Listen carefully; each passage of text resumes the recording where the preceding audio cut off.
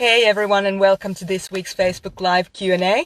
It's great to be here with you today. Of course, my name is Maria. You know that already, most likely. And if we haven't met before, lovely to meet you. So we're doing these weekly Q&As just to make sure that your questions are getting answered and that we are able to offer you as much support as we possibly can on this INFJ, INFP development journey. So welcome to this week's live Q&A. Now, this week we're actually focusing on trust. And yes, there are a couple of other questions that we got in, but let's start with the trust questions today. First question is from Fatima. How does one cultivate self-trust and stop relying on outside validation for decision making? So this is a great question. And actually, we got a very similar question in from Laura as well. And Laura asks, how can I begin to soothe my inner 10-year-old and their mistrust of self and others? Mistrust of self shows up as being like feeling like we have rarely done a thorough enough or good enough job. Mistrust of others shows up as fearing that others only tolerate us for out of pity, or necessity. Okay, so great questions, both Fatima and Laura. Thank you so much for those questions. So how you start cultivating self-trust really is the same process as you start cultivating trust with others. The first step that you have to get to know is who you are as the person that you are. Because the thing is that if we don't know who we are as the people that we are, we can't possibly trust ourselves. It's the same thing with, if you think about extending trust for other people. So let's just say that you meet a person for the first time and you get a sense of, hey, this could be an interesting person to get to know and I'd like to trust this person. Maybe they're asking you to do something for them. Maybe you're having to ask them for something. So there's almost like a pressure of building trust. And how you can start building trust with that other person is, number one, get to know them a little bit. So create a relationship with that person. Same, of course, is true for self-trust. If you don't know yourself, if you don't get to know yourself, then you can't possibly trust yourself. The second thing that we need to take into consideration when we're building trust with people is honesty.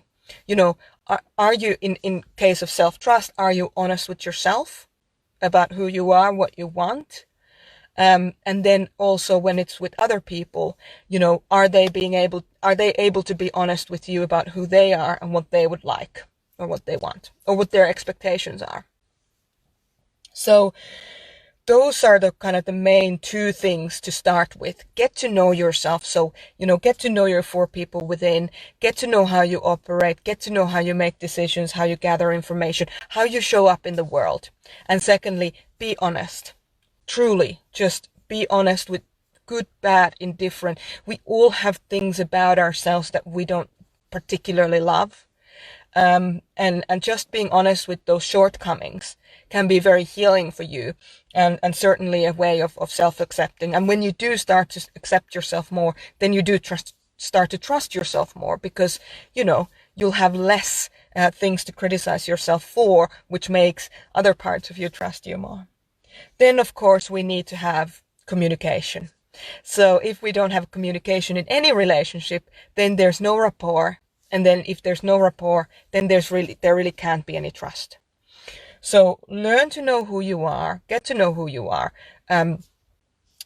really be honest with yourself, and then learn to communicate those things both with yourself and with other people. And that's how you build trust with yourself and others. Now, Laura's question was specifically about the soothing the 10-year-old inner child on the mistrust of self and others. And Laura is an INFJ. And so for you, Laura, your 10-year-old inner child is a thinker. They are a inward-facing thinker, which means that you have to almost like tick or fulfill certain criteria that you've set for yourself. And when it comes to trusting yourself, and when it comes to having this mistrust for self and your ability to do a good enough job or to do to be good enough as a person, or, you know, be valuable enough to not be pitied, or, you know, been around just for necessity. That 10-year-old inner child can really feel like they're not good enough, and all of those issues actually stem from that space of that inner child not feeling good enough, and then having to try and justify itself to you, and kind of, so you might end up in this cycle where if you don't perform at an acceptable level, then you're not an acceptable person, which of course isn't true, because you are innately an acceptable person, but your 10-year-old inner child doesn't know that.